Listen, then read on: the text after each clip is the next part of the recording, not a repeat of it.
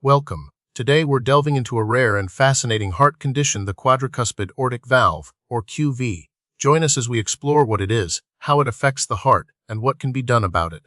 The exact cause of quadricuspid aortic valve remains largely unknown, making it a congenital heart defect. This means that individuals are born with the condition. It arises during the intricate process of heart development in the womb, when the aortic valve's formation goes awry. Genetic factors are suspected to play a role in some instances, but a definitive genetic link hasn't been consistently identified. It's often sporadic, meaning it occurs randomly without a clear family history. Normally, the aortic valve has 3 leaflets, or cusps, that open and close to control blood flow from the heart's left ventricle into the aorta, the body's main artery. In QAV, there are 4 cusps.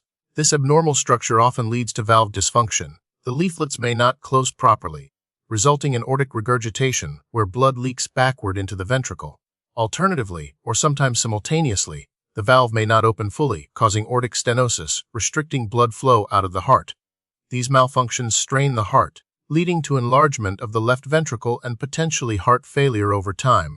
Quadricuspid aortic valve is incredibly rare. Studies estimate its prevalence to be less than 1% of all congenital heart defects. It's found in approximately 0.08% to 0.43% of the population, meaning it affects only a tiny fraction of people.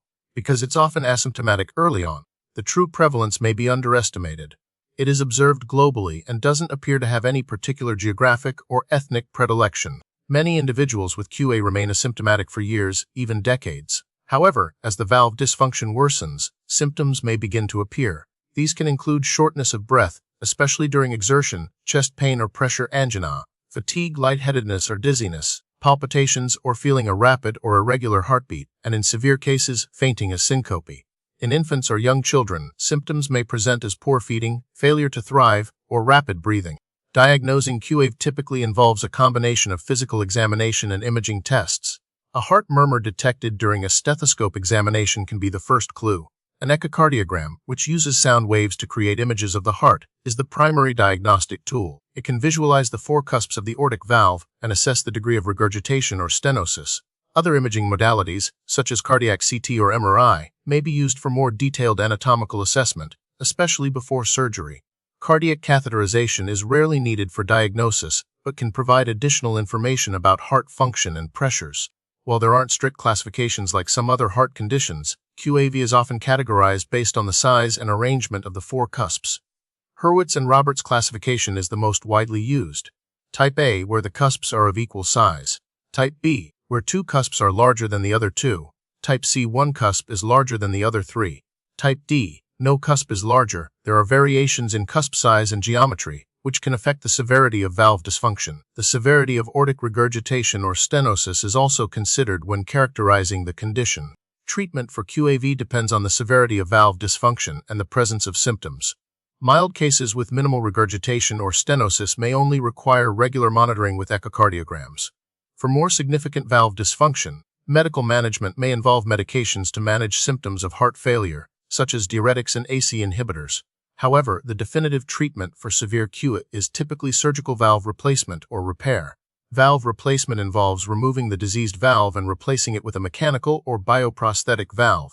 Valve repair, when feasible, aims to reshape the existing valve leaflets to restore proper function. The choice between repair and replacement depends on the valve anatomy and the surgeon's expertise. Transcatheter aortic valve replacement, or TAVR, is typically not an option for QAV due to the uncommon anatomy. Since QAV is a congenital condition, there's no known way to prevent its occurrence. However, pregnant women can reduce the risk of congenital heart defects in general by avoiding smoking, alcohol, and certain medications during pregnancy. Genetic counseling may be considered for families with a history of congenital heart defects, although the genetic basis of QAV is not well established.